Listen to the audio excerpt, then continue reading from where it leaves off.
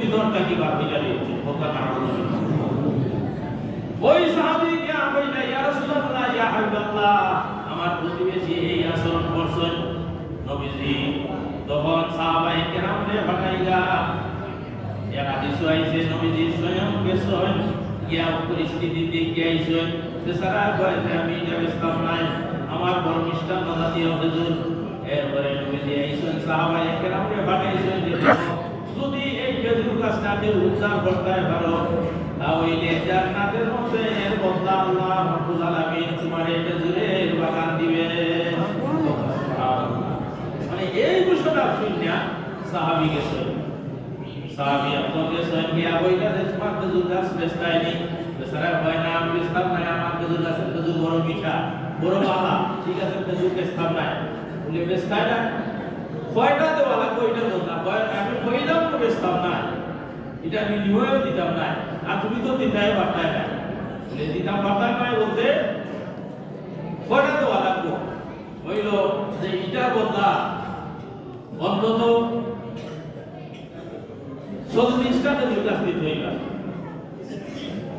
বলে ঠিক আছে আমি দিব 40টা খেজুর গাছ এ বর্ণনায় আছে যে 700টা এখন দেখা যায় মানে দুই হাদিসের ভাই দুইটা হাদিস যে কয়টা খেজুর গাছ দেওয়া লাগবে তুমি কইছো সুতরাং আমি আমার বাগানদারের এই একটা বাগান দিয়ে আছে তখন তো আর তাইকে পারে না প্রতিবেশী আর মানুষকে আইনা কইলা তোমরা কাটি থাকো আমার সারা খেজুর গাছের যে বাগান আছে ওই একটা খেজুর গাছের বিনিময়ে আমি তাদের বাগান দিলাম তোমরা সাক্ষী থাকো এরপরে তো এইটা চিন্তা নেই লাগে মানে বিনিময় দিয়া ইয়া বইলা ইয়া রাসূলুল্লাহ ইয়া হাবিবাল্লাহ আমার সারা খেজুর গাছের বাগান দিয়ে আমি ওই খেজুর গাছটা আনছি যে প্রতিবেশী ছেলের মুখটাকে খেজুরটা মুখ থেকে বার কইরা নিছিল ওই প্রতিবেশী দেশটাকে তারপরে লাগা প্রতিবেশী দেশ থেকে গাছটা আমি বিনিময়ে আনিছি তো আনলাম ইয়া রাসূলুল্লাহ আমি আমার খেজুর গাছটা আপনারে দান করে দিলাম তো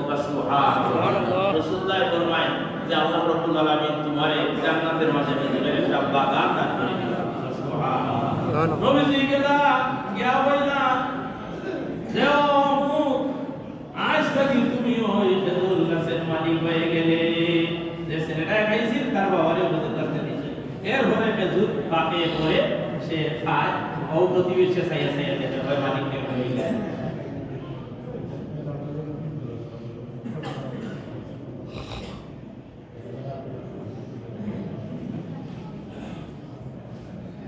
সম্মানিত দুস্থ হুরাবাসী আর মাত্র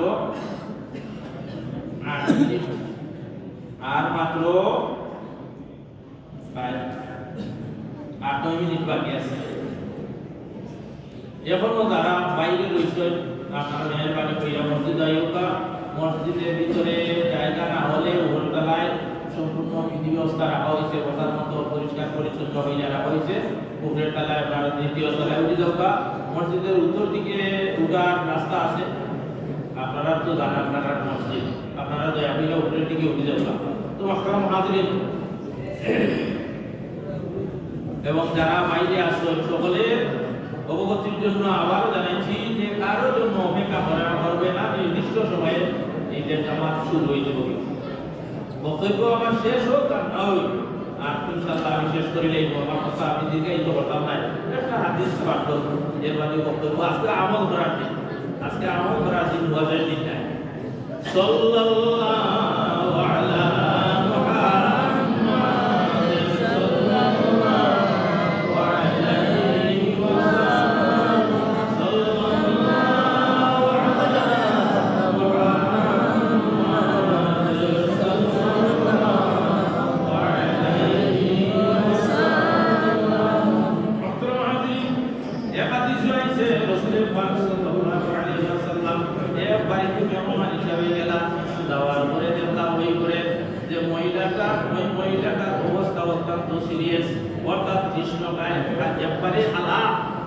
তোমার অবস্থা হতো আমাকে তাই বইলা যে আমার স্বামী এত ইবাদত গুজার যে এই কেমন কাম কাজ করে না সংসার বিরাগী লাগি অবস্থা এরপরে তুমি যে ফরমাইলা ও আমার সাহাবী তুমি এত সংসার বিরাগী হইও না তোমার সংসার পরিচয় জন্য হালাল রুজি রোজগার করার দরকার আছে, তোমার উপরে তোমার স্ত্রীর হক আছে, তোমার বাচ্চার হক আছে। সুতরাং তুমি রুজি রোজগার করবে, মেহমান আসলে সম্মান দিবে।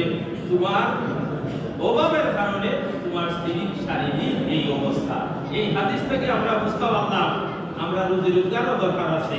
বেকার যারা থাকবে তারা তো বেকার থাকার কারণে অন্য সময় ইবাদত বন্দেগী থেকে বঞ্চিত হবে। বেকার থাকার কারণে পিতামাতার খেদমত করতে পারে না, এরারে খাদ্য খোরাক ঠিক মতো দিতে পারে না, নিজে খরচিয়াতে নিজে তো খরচ করতো, তার নিজের এবিলিটি থাকে না, এই ক্ষমতাও থাকে না, এর কারণে অনেক সময় অসৎ পথ অবলম্বন করে। সুতরাং বেকার যারা এরা সঠিকভাবে সঠিক জীবন যাপন করার লাগে হালাল রুজি রোজগার করার চেষ্টা করার দরকার আছে। সে যদি ইনকাম করে তাহলে ইনকামটাকে পিতামাতাকে খাওয়াইতে পারবে, স্ত্রীর বা সন্তানাদির খরচ করতে পারবে, দান করতে পারবে, সদকা করতে পারবে, মসজিদে দিতে পারবে, মাদ্রাসায় দিতে পারবে, বিভিন্ন খাতে সে দান করতে পারবে। সুতরাং ওই দিকে খেয়াল করার দরকার। ও যুবক বন্ধুরা, ভুলে যাইবেন না, একেবারে নির্ভরশীল হবেন না।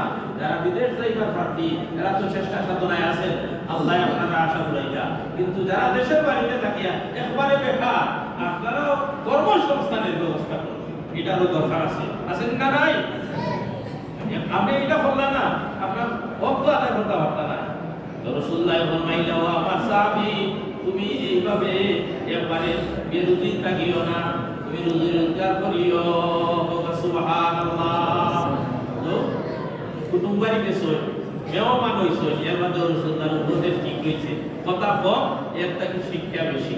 মাহতারাম হাজিরিন, রাসূলুল্লাহ ফরমায়, ওয়ালা তাহাসাদু ওয়ালা তাদাবারু ওয়ালা তাওয়াবাদু ওয়া কুনু ইবাদাল্লাহি ওয়ানা।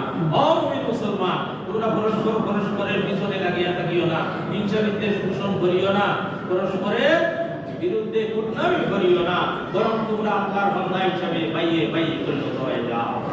সুবহানাল্লাহ। মাহতারাম হাজিরিন, ঈদুল ফিতরের ঈদের নামাজের নিয়ত জানা আছে অনেকের। نويت أصلي لله تعالى ركعتي صلاة عيد الفطر مع ستة تكبيرات وجه الله تعالى اقتديت بهذا الإمام متوجها إلى جهة الكعبة الشريفة الله أكبر। এই নিয়ত করার পরে সুবহানাকা পাঠ করো। সুবহানাকা পাঠ করার পরে এটা কিতাবই আছে যে ইমাম সাহেব বলবা, মুসল্লিও বলবা। তরিকুল ইসলাম শরীফা থেকে প্রকাশিত মাসালার কিতাবে আমাদের কাছে ইমাম সাহেব বলবা, মুসল্লি। কিন্তু মুসল্লির লাগি কেরাত করা জরুরি না, ইমামের কেরাত মুসল্লির কেরাত। এই তাকবীর ভোর প্রথম থেকে হলো তাকবীরে তাহরিমা, এর পরে তিনটা তাকবীর দেওয়া হবে, অতিরিক্ত তিনটা তাকবীর হবে।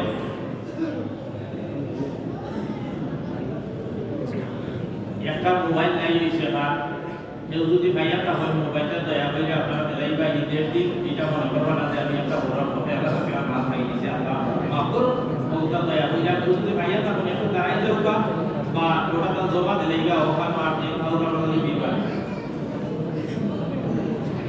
কেউ ভাই শুনি ভাইয়া তা দেবো। তাই হোক, তো আমি বলতেছিলাম প্রথম তাকবীরে তাহরিমার পরে হাত পাতিয়া সুবহানাকা পাঠ করবেন, এর পরে তিনটা তাকবীর অতিরিক্ত হইব, আল্লাহু আকবার হইয়া হাত ছাড়ি দিবা, এরপরে আল্লাহু আকবার হইয়া আবার হাত ছাড়ি দিবা, আল্লাহু আকবার হইয়া এরপরে বাদ। তো এরপরে সূরা কেরাত আমি পাঠ করব, যথারীতি রুকু সিজদা হইব।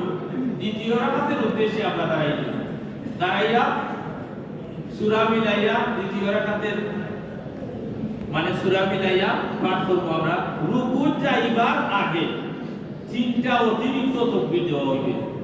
প্রথম রাকাত কিন্তু কেরাতের আগে তিন তাকবীর দেওয়া হবে, আর দ্বিতীয় রাকাত হইল যে আলহামদুর সাথে সূরা মিলাইয়া কেরাত পাঠ করা হইল। কেরাত পাঠ কইরা রুকু যাইবার আগে তিনটা অতিরিক্ত তাকবীর দেওয়া হবে। দেওয়ার পরে এরপরে রুকু, যথারীতি রুকু, এর মধ্যে সেজদা, নামাজ আদায় করা হবে। নামাজের পরে দুইটা খুতবা দেওয়া হবে, সেই খুতবা শ্রবণ করবে। খুতবা না শুনলে বাড়াই দিবা, কাল করবা জুম্মার নামাজও হইল আগে খুতবা পরে নামাজ, ঈদের নামাজও আগে নামাজ পরে খুতবা। এটা আযানও নাই, ইকামতও নাই। মাহতারাম হাজিরিন, আজকের এই ঈদুল ফিতরের দিন আল্লাহ রাব্বুল আলামিন আমরা সকলকে মাফ করুন, সকলকে মাহে রমজানের পুরস্কার, ঈদের দিনের পুরস্কার দান করুন। আমিন।